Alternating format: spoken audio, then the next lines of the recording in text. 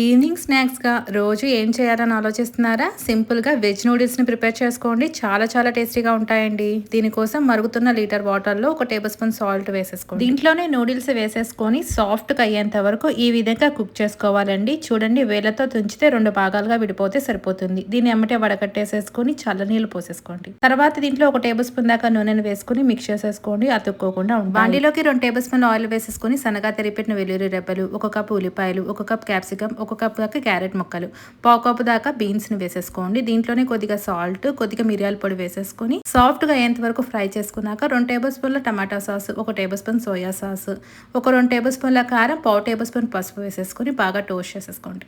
తర్వాత నూడిల్స్ని కూడా వేసేసుకొని ఈ విధంగా బాగా మిక్స్ చేసేసుకోవాలండి. ఫైనల్గా కొద్దిగా కొత్తిమీర జల్లేసేసుకొని వేడిగా సర్వ్ చేసుకున్నామంటే చాలా రుచిగా ఉంటుందండి. అవసరం అనుకుంటే కొద్దిగా నిమ్మరసం వేసుకొని సర్వ్ చేసుకోండి. ఇంకెందుకు ఆలస్యం, మీరు కూడా ట్రై చేసి ఎలా వచ్చిందో కామెంట్ చేయండి.